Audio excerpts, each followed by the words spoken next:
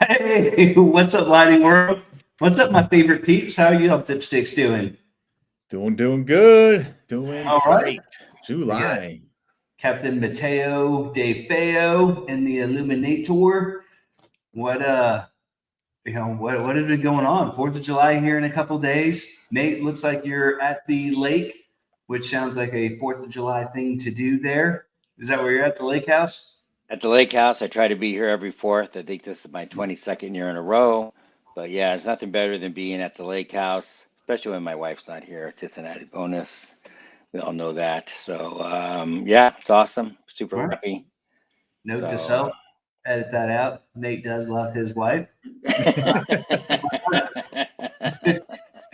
So, the good news is my wife never listens to this podcast, so I can say that with almost impunity, right? So good. Matt, how's business over there? I know you got a couple new hires. You're training things. Yeah, a Getting couple new hires. It's been crazy, a little bit, a little bit crazy for me because I'm personally training these new hires, and it was funny. I had a new hire started. He had to dig a post hole for a bistro thing. He's like, "Yo, is this something we have to do like every day?" I'm like, "Yeah, like we dig trenches every day." And then I took out the 32-foot ladder, set that up against the house. I was like, "All right," and he's like, "Nope, never mind, not comfortable." And he quit that day. As soon as that 32-foot ladder came out, nice. it was Beat 'em out. hilarious. Yeah, I used to do that in training, like set up a 32 or a 40 footer on my house and just make them climb it like the first day. I want to know immediately if you can hang. If not, yeah, next. Yep. So that was good. Got quick. Had a guy start yesterday, another guy starting tomorrow. So been great. And 4th of July, like lots of clients, are running around just doing some final tidying up for all their parties. Now, I know you don't do as much ladder work, but I literally have people get up halfway and just freeze on a ladder. And we even pre-qualify. We make sure they're comfortable in heights and they know. But it's one thing to say, yeah, I can get comfortable in heights. And then when you get up that ladder, if you're not comfortable, oh yeah. It separates guys pretty quick. Yeah, we used to do it. Yeah. We used to like ratchet strap it to, we had a 22-foot ceiling in the warehouse. So like we knew the ladder could not move, right? Just super safe. Like day one, I remember one person got up 4 rungs and literally started crying. I was like, help me down. No. I can't. It was epic, but you find out right away so you don't waste all that time training and all that money. Yeah, ladders can be super scary, that's for sure. All right. Well, topic for today, Nate. So, I mean, you and I kind of got dragged into this job, and I want to preface this because sometimes we only talk about the positives, and this is like a learning mistake, that even a veteran person can make and to avoid. So there is this fellow glow geeker, one of our Glow Geeks locations. He had sold this really nice HOA. I helped him through the quoting process. Nate helped through the design process because he was within driving distance to it. And we sold it. It was a big job. I think someone's dog's barking. Nate, you don't have a dog, do you? Not Didn't mine. I mute that? Huh. You can't hear me right now, right? Yeah, we can hear you. Oh my gosh, I'm on the wrong microphone. Oh, I didn't know you had a dog there, Captain Matt. Aye.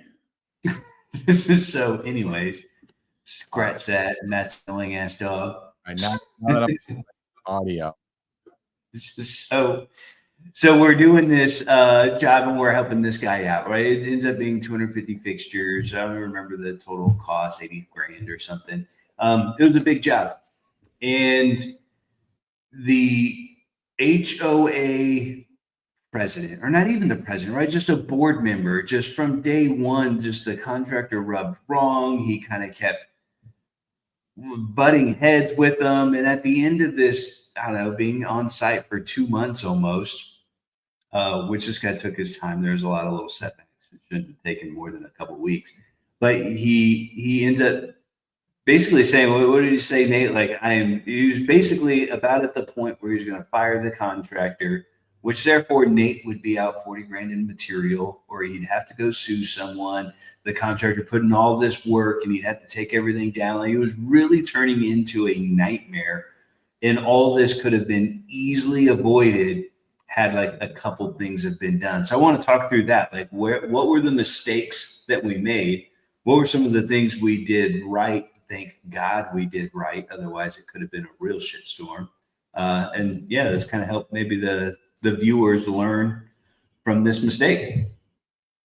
I think the number one thing is, whether it's a residential home or there's a commercial job, but, if we go residential, there's generally no scope of work on a residential job. You're the designer, you're doing a demo, you're selling the clients a lighting portrait, a lighting composition through your design. Now, we get into an HOA, a commercial job, a hotel, something like that. Generally, there's a scope of work. The scope of work usually, right, includes like, hey, this is the type of material we want. This is what we want at safety light. We want to light up the sidewalks, the wall, the trees, something. So anybody that's bidding it is apples to apples. So I think mistake number one is not recognizing there's a scope of work, right? Which is no problem, right? So you're saying the HOA kind of left it open for people to quote, and everyone's going to be different. Someone's going to say there's 100 fixtures. Someone's going to say there's 400 fixtures. There was no apples to apples thing. Right. And if anyone's listening, like when Nate says scope of work, other synonyms might be like a request for quote, an RFQ or an RFP, request for proposal. And they dial it down exactly. We want 300 fixtures. We want this type of fixture. We want this type of wire, this type of rodent proofing, 3 fixtures a tree. Like, it's normally very exact. And that's what Nate means when he says scope of work. All right. So proceed. So knowing that there's no scope of work, right? And I initially met with the HOA, some of the board members, and the property management company, and the contractor, and immediately realized there's no scope of work, no problem. So I gave them our artistic ideas about, normally a contractor is going to come in probably and bid 100 lights, and they're only going to do the trees. You've got probably a $2 or $3 million entrance, one of the best entrances I've ever seen. So it warrants lighting like you can't believe. I mean, just the block wall, which is close to probably 400 linear feet of the most beautiful white stone I've ever seen, that could have been $1 million. So that wall needs to be lit. So that needs 150 lights. So in talking with the HOA, hey, we're going to be at 250 lights. Probably your competitor bid's going to be at 100. So what we like to do is put up real lights in real locations, do a mock-up, a demonstration, so you can really see how the lights interact with the stone and the trees and so on and so forth. So they're all into that. So the purpose then, obviously, is to separate yourself and do a better design, and they see it on the mock-up / demo. Now, so the demo then ends up being a scope of work. The demo should be the scope of work. The demo should represent what you're doing. The demo should be articulated at obviously the demo night about, this is what our proposal is. We're going to light the wall. We're going to put 3 lights in every tree, so on and so forth. And then you have to document that proposal, and you have to take photos, and you have to clearly put those photos in your presentation packet and say the words, hey, this is our scope. This is what we're going to include. You've been at the demo. You've done this. You've seen that. So everybody's on the same page, so it doesn't turn into a light mirror. So fast forward, right? The job is 4 or 5 weeks into it. The wall is done. The wall's never even been energized, and they do a mock-up on the trees again. Well, a board member comes out and says, this sucks. This is terrible. Something, I don't know what happens, but words were said like, well, I guess we're just going to replace you. I guess we'll just get somebody else to do the job then. Well, those are very powerful words that if anybody's ever been in construction, when somebody threatens to kick you off the job, I mean, besides fighting, you better take those words serious, right? It was the tree that was the main complaint. He was comparing the one tree that had 120-volt floodlights just blasting it. It was super bright, and that's what he was comparing these lights to, which are not going to do that. They're not floodlights. They're not 120 volts. So he had a misconception or a wrong idea of what the result should look like. Correct. They had 100. Yeah, correct. They had 120 volt fixtures above ground, massive fucking floodlights, front lighting the trees, looking like daylight, bright like you can't believe, versus the type of lighting we do, subtle interaction, dimensional lighting, creating negative and positive spaces, way better looking. But in his mind, he wanted bright lighting, right? So So was the tree demoed because he closed it with those trees done the way we do trees? And like, I don't know the problem. So I'm glad you asked that so the viewers fully understand. He did do a demo, which we call Glow Show within our Glow Geeks organization. He did do that, but this particular HOA member who's kind of a thorn was not there. And I don't think he was invited there because no one really likes him per se. So he should have been there. And that was like step number one that went wrong. Step number two is there were no pictures taken and included in the proposal afterwards. So those were like the two mistakes, I would say. Nate can maybe highlight some more. So, because I'm totally unfamiliar with the project. I heard some high level stuff on the Illuminati Lounge Club. So he demoed the trees, and then he was installing the trees, and then this person came out and was like, "This is ridiculous. I don't like it." Pretty much, the trees were the last portion of the job. So 150 fixtures have already been installed, and now we had 30 trees, 3 lights on each tree, 90 fixtures left, and he stops. He's like, "This is terrible. Oh, we need to pivot." Got it. Okay, understood. Because he was expecting in his head these 120 volt floodlight fixtures, super bright. And I don't think the rest of the board had a problem, but this particular guy did. So, Nate, I guess could continue walk us through what did you do? How did you have to step in? Because I know yours and my names are being kind of dragged in this because we had a conversation with them and assisted in the process, which we do, but it was not our job by any means. But yeah, so a couple of things before we go forward is anybody that's been in construction knows that through the progression of being on site and developing a relationship with whoever it is, could be a superintendent, it could be a project manager, it could be an owner, it could be anybody. So through the contractor being on the job for probably 6 weeks, I find out later that they're just butting heads. The contractor hates him. He probably hates the contractor. So this hatred is being developed, which is obviously magnifies the problem 10 times. Because we all know that when you start developing a relationship with somebody, you find out key things, what they like, what they don't. Let's turn lights on. Let's do all these things. So what I find out when I get involved in this, I get a copy of the text that was sent to the contractor that, hey, they're super unhappy, they're going to technically kick him off the job or replace him. I find out within a half an hour of making a phone call that the guy that's pissed, he is not part of the board. And yeah, it's true that nobody really likes him, but guess what the detail is that I find out within a half hour? He's in charge of the outdoor lighting. He's their expert on outdoor lighting. That's a fucking detail that should have been found out 6 fucking weeks ago. Yeah. And then you're pissing off the guy that's in charge of the fucking outdoor lighting. I mean, come on, you're a dipshit, when you're so stupid and you're butting heads with somebody that you think is not important, right? That's just dumb. So that was really the crux of the problem. And then that was such a massive detail when the president of the HOA told me that. It's like, holy shit, right? So anyway, knowing all this, and we all know that lighting is very subjective. It's like, hey, Matt, if you guys are seeing this thing, I could say, well, I like Tommy Bahama like shirts. So Shane, I think you have the ugliest shirt on I've ever seen in my life. Even Matt agrees with me that doesn't mean anything. It's subjective. That's clothes. Lighting's the same way. It's very subjective. So in his mind, because he wasn't at the demo, which how dumb that not to invite that guy in charge of lighting.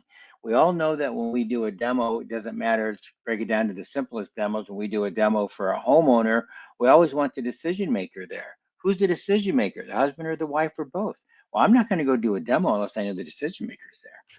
That's just rule number 101 when you do a demo, right? Decision maker needs to be there. So they elected not to, like you said earlier, Shane, they elected not to have that decision maker there. That was just a massive mistake. So when I, meeting them there, using that shirt technology, like I just did with you, Shane, I told that guy, Joe, hey, I think you have the ugliest shirt on I've ever seen in my life, blah, blah, blah. It's subjective. I think the sliding does not look very good over here. I brought demo lights up there. I repositioned the lights. Within 2 minutes, probably, everybody's on the same page. Everybody loves the lighting. It was that simple to go from, I thought it was going to be a nuclear war. I was prepared for battle, and it got diffused within minutes, right? No problem, because now we're on the same page. And now Joe is buying in on what he wants. And it came from, he did want it to be lit more. Now, it wasn't so much that he wanted to be lit more like Las Vegas, because what does bright even mean? We all know that someone says, I don't want bright, I don't want Disneyland, I want this, I don't even know what the fuck that means. There is no goddamn scale that I can look up and I have a chart that says this is bright, this is dim. There is no chart, right? It's all a perception in his mind. He doesn't necessarily, when I point out bright, and I'm looking at these 120-volt trees behind the wall. I said, you like that fucking bright? That looks like daylight, that's flat with no detail? Well, I don't necessarily like that, but I like how the whole tree is lit, right? Okay, so you like the whole canopy of the tree. Not so much inside the canopy with all the negative and positive spaces and dimensional lighting, but you like the girth, the width, the whole volume of the tree. Yes. Oh, that's fucking easy. Let's just move the lights on, put them on the ground. I thought, my misunderstanding, no scope of work, and I use that word so many times, no scope of work. I had heard that you had a lot of rodent problems and landscaper issues, that you didn't want anything in the ground. Nope, nope. That's not really, we don't really care. We care about the rodents, but we don't care that they're on the ground. We'll deal with landscapers. Oh, well, fuck, that changes everything. We'll just move them to the ground. So we move them to the ground, move them to the outside of the canopy, got the whole width of the canopy lit, super badass, underlit, and striped some of the trunk. So we still got some of the inside of the canopy, which makes me happy. So we got dimensional lighting, and then we got outside lighting, right? To where we got the width of the canopy. Within minutes, they are so fucking happy. It's not even funny, right? So had you not stepped in, or someone stepped in and met them at night and recognized these changes, this could have taken a very a very bad turn. I think the contractor would be kicked off the job right now. Yeah. So a little communication, would have gone really far. What are some of the things you would say, like if we were to take a lesson from this and teach everyone else what not to do, what would be some of the things what not to do? And then also some of the things that we did do, that kind of saved it in the event it was a nuclear. Well, some of the things in no particular order, I think. So I get involved because, I got involved. It was like you said, it was close to me. So I'm going to help the contractor out. I'm going to go up and help try to design it and then, make the property, which of course will make the property look better. We sell a lot of lights, right? That's what it's in it for me. So I hear that he's going to potentially get kicked off the job. I'm owed a lot of money, right? And it's like, holy shit, if the contractor gets kicked off the job, he's not getting paid. The contractor, does he have the money to pay me as a supplier, as a manufacturer? So that's a huge problem. And so when you guys, when you're sitting there putting yourself in a position, you're not going to get paid, you still owe that material to your supplier, right? The supplier's just not going to walk away and go, oh, well, fuck it, too bad we lost that one. No, supplier's fucking suing you, right? So now you got to come up with $40,000 and fight the HOA, fight the supplier. It's a lose, terrible situation. And the contractor wasn't taking this shit seriously, which was mind blowing, which is why I got on the phone. So anyway, so to avoid situations like that, you can do several things, in it's called a prelim. So preliminary lien notice. right? And then you want your supplier on a big job to file a preliminary lien notice, because if the job does go sideways, that preliminary lien notice tells the owner, the contractor, and the lender, if there is one, that hey, I'm the supplier on this job. You have an obligation to pay me regardless if you kick the contractor off. So now it protects me as a supplier, and also it protects you as the contractor, that if something did go sideways, at least the material is getting paid. Because imagine not getting paid and you still owe fucking $40,000 in material. That's So tough. in a scenario where they did not pay 50% down or something, and the contractor paid for the materials COD, you're saying we should reach out to our manufacturer, in this case, our manufacturer is you, and say, hey, Nate, I'm doing a commercial job. There's going to be no down payments, 30-day net. Can you do a prelim on this? And then you would step in and be, yeah, sure, I'll do a prelim. Yeah, protects everybody. And when you, feel about that? Or do they ever say, well, I don't want to go through all that. I don't want a prelim lien on my property. is going to freak out thinking that you're filing a lien on their.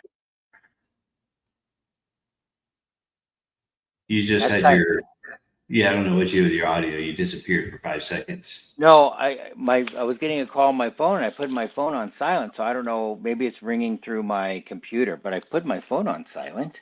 Yeah, it's on silent. So I don't know how it did that. Client perceived. So a homeowner is going to freak out because when they hear the word lien, they're thinking you're literally filing a lien on their home, and you're not. It's a preliminary notice. So, but you don't typically need to do it for a homeowner. You do it maybe for the commercial, the HOA.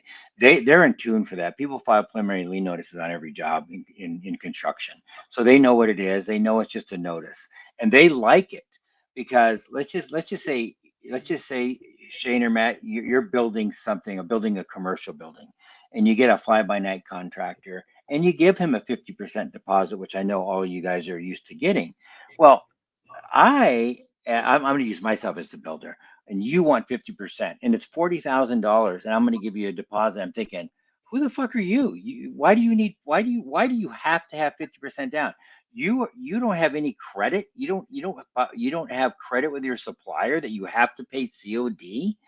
You're lying to me. There's no way you need 50% down. None, zero, none. So I know you're a liar right off the bat.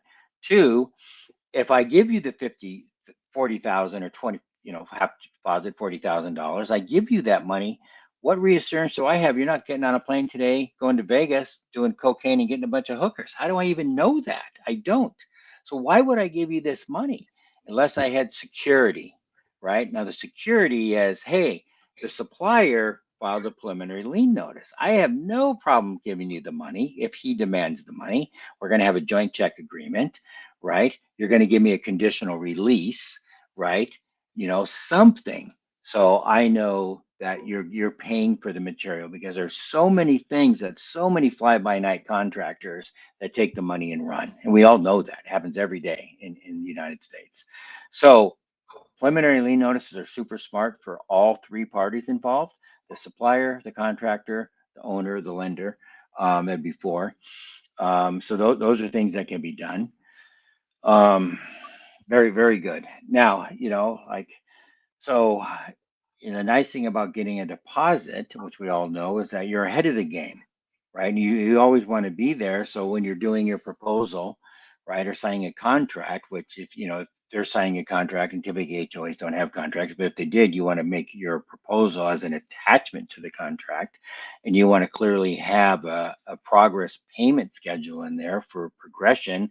Hey, when I show up on the job, I need X amount of money. Hey, when I get 30%, or the wall's done, I get 60% of the contract. So you get paid along the way, which then you need to make sure. Another mistake, obviously, on this job is, the contractor hadn't even built anything yet. The job's almost done. He hasn't even built. I mean, that's crazy. You should have. Right. You should have just to make sure and summarize. Okay, the prelim thing that prevents you from being screwed. It wouldn't have really helped in this situation. It would have helped it if it went further south, but he should have invoiced along the way, like in stages. call it, if it's $100,000 job, like he should have been invoicing $25,000 along the way. Well, just to take the first weeks. So there's 150 lights on walls. So, as you know, we all know within one day, you could at least forget hooking up and running home runs, right? You could stake them and put them in the ground. Okay, well, when I have the light fixtures placed in the ground on the wall, I want $35,000. Done, right? So you could easily set up progression payments along the way, predicated upon whatever you figured, whatever the work is, right? Yeah, and then you're always ahead of the game. So now the job goes south. Just say that, right? Which happens once in a while for whatever reason. Well, now maybe he's been paid $85,000 along the way, right? He hasn't installed the 93 lights like we talked about, so they're not installed. He gets kicked off the job. He's gotten paid 80,000 or 80% of the contract, and he's still got 93 lights that aren't installed. He's even. Maybe he's made money, right? So imagine what happened on this job. He hasn't paid any bills except his labor, right? And he still owes money of $40,000 on product. I mean, that's really bad, So right? going back, how could we have prevented this guy from getting upset throughout the process and got to the point 5-6 weeks in the install where he's ready to kick him off? What are some of the things we could have done to prevent that?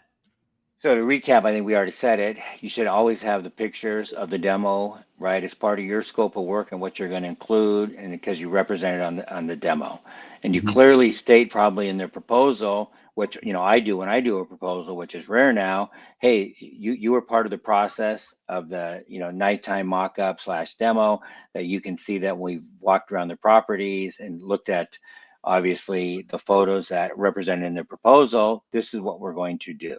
And you clearly say that in the proposal. There's going to be 3 lights on the tree. There's going to be equal spacing on the wall. They're going to be 6 inches away from the wall. They're going to be put every 6 feet apart, whatever it is, just like the photos represent, right? So that's first thing.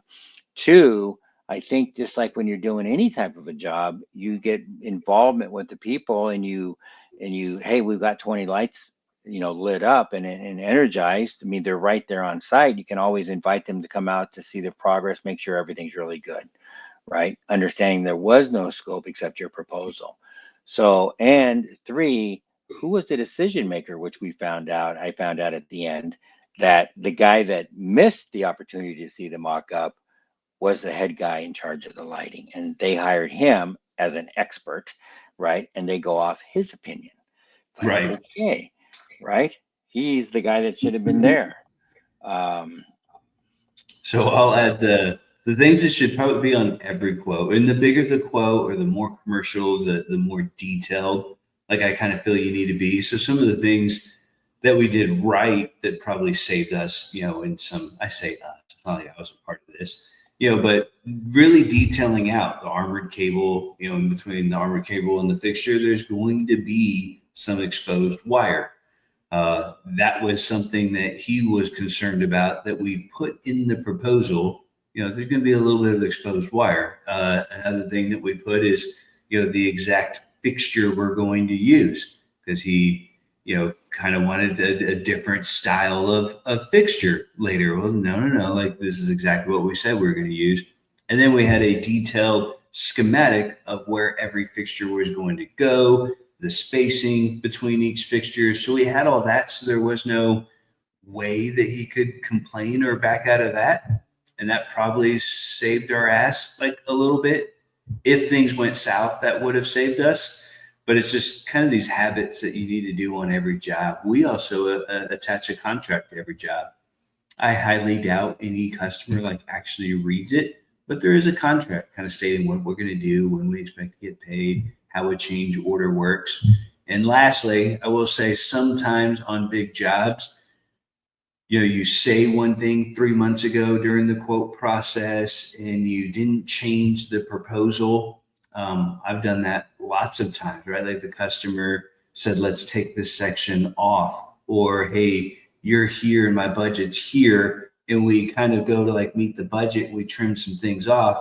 But all the customer remembered is, hey, you demoed that area and it looks great. Why didn't you light that up? They don't remember a month ago that you said, No, like we took that off, Mr. Smith. So anytime there's a change order, don't just verbally say okay, because that could be weeks later by the time you're collecting the final invoice and doing the final walkthrough. The customer's not happy. So rewrite it out, put a line item change order, make sure they sign it, so you're always like on the same page. Nate, anything else you want to add, So to I anything? I do. So one, I want to just reiterate what you just said, which is very powerful, change order. So in construction, before I became a full-time lighting guy, I did over $100 million in electrical work, had 100 guys working for me. And every day you would get change orders, not every day, but daily occurrence throughout different jobs, you get change orders. Well, and I can't tell you how many times this happened to me until I got smart, is at the end of the job, you give them a bill for $25,000 and could have been a $300,000 electrical job, 25 grand, 30 grand in change orders. They're like, holy fuck, what are all these change orders? Like, well, you added all this stuff. And they're like, go fuck yourself. You just now at the end of the job telling me I owe you all this money. You should have been change ordering me every single time there was an order, every single time that we made a change. So now they would tell you you're not going to do it. So you need to do a change order before you do the work. So that's super, super, super important because their memory goes fast, right? And now you have to negotiate, right? 25 grand down to fucking 5 grand, right? So it's just a lose for you. So you have to change order before you do the work. The other thing, getting back to where Shane, you guys did a really good job on the proposal, and you said a couple, 3 things. One, we did not say in the beginning of this call that one of the things they did say, which I did say, they had a massive rodent problem. So we offered them armored cable, right? They loved that. Now in their proposal, Shane, you guys did a great job that, hey, within 6, from the fixture to the connection of the armored cable would be 6 inches of unarmored cable, clearly in their proposal. Because at that meeting I'm with them, he actually took a picture of the mounted fixture showing there was 6 inches and then said, this all has to be redone. Well, okay, I'm not the contractor, right? And of course, the contractor was there and says, hey, it clearly states in our proposal that there's going to be exposed wire. So the lighting guy has said, well, I guess if it's in their proposal, basically, okay, right? But still wants to have a resolution, maybe as a change order, right? Because they're just fucking massively afraid that the rodents eat all the wire. And just so you guys know, the reason the rodents eat the wire, all this wire is from China now. That's made, my company, for the most part. It's got like soy filler in it, so it attracts rodents, and they love eating the wire because of the soy. So, and they know this, so they want to have everything protected. So hey, that's a change order, extra money for the contractor. So spelling out these details like this is so important. Now, the other thing you could do is attach drawings. So I have hundreds and hundreds and hundreds of CAD details. So like if you mount something in a tree, they may not like that. So, and if you submit that CAD detail that, hey, we're going to tree mount these things, we're going to use standoff brackets, we're going to use something that doesn't rust, like stainless steel or galvanized, and it's going to stand off so it allows for growth, and you attach that detail, there's no surprises, right? So like when you said you have such a detailed contract, Shane, that nobody ever reads, right? I still wouldn't want the homeowner to come back, even though I have an owl. Jesus fucking Christ, it's 9 pages. Of course, I don't even understand what I'm reading. So not nice detail says, hey, you can't argue with the detail, right? It's right there in your face. It clearly shows you because if you say we're going to mount it on the tree, what does that even mean? Right? Even if you said standoff, they don't know what that means. Hell, half these contractors, when they buy my standoff brackets, they don't stand. I give them standoff screws and they completely flush mount the bracket to the tree and don't even stand it off. I see it all the time. It's like, Jesus fucking Christ. Yeah. Are you kidding me? Right? Well, So I like CAD details, to attach to proposals. I think that's really big. So the other thing that is good a lot of times, especially in HOAs, they have billing cycles. Like, you got to find out when you bill, and do I bill on the 1st? Do I bill on the 15th? Do I bill once a month? Do I have to have anybody sign it off? So a lot of times you can write it up as a PO and get them to issue a purchase order for that contractual work. And because when a lot of times a PO, they can cut a check within days because it doesn't have to go through a billing cycle because it's already budgeted. So a lot of times you can set it up as a PO. And the other thing that's real critical is, especially on things like this, a lot of times in residential, we're not licensed to do what we do. So we're out there technically unlicensed, but no, there's nobody policing us, so we get away with it. In commercial, you have to find out what requirements they have for you to be on site as a contractor. Do you need to be licensed, bonded? What type of insurance do you have? Is it 1 million, 2 million, 3 million? Do they need to be additionally insured?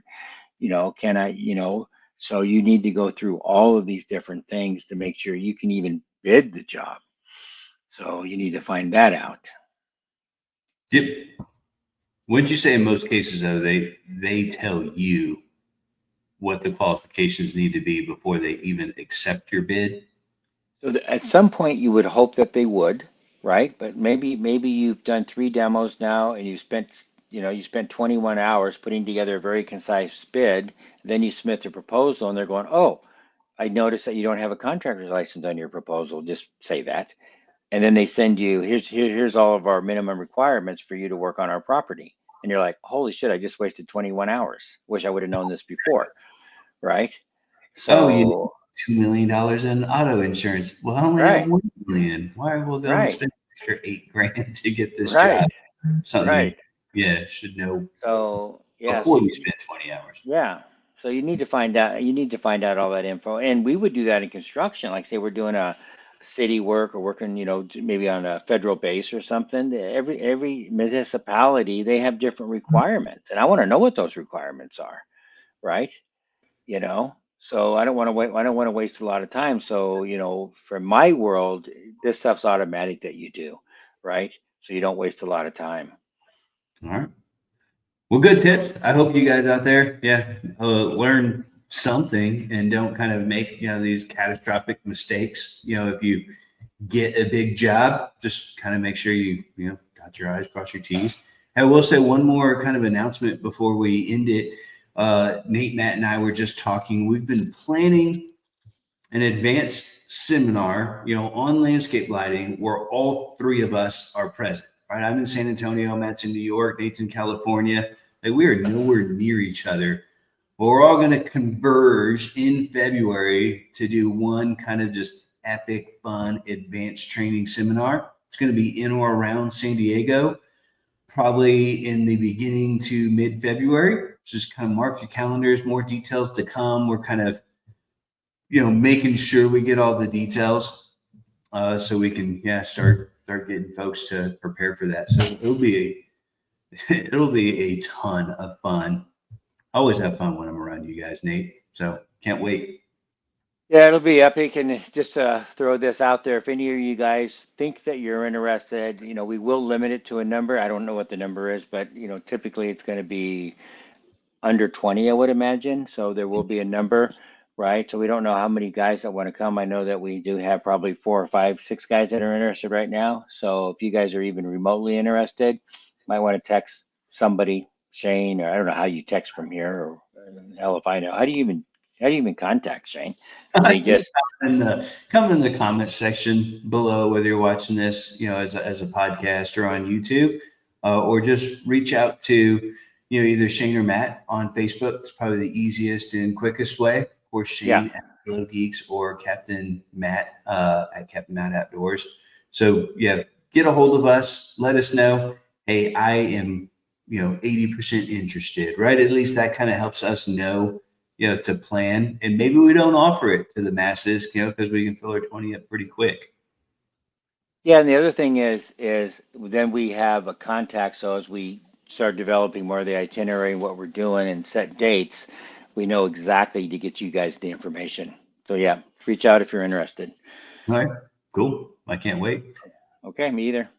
All right, peeps. Have fun. Sell some lights. Hope y'all had a good 4th of July. I know this is like 2 days before 4th of July, but it's not going to air then. So hope you guys had a great 4th. Go make some money. Nate, we'll chat soon, buddy. Happy birthday, America. And Shane, you do have a great 4th. All right, bud. Thanks, buddy.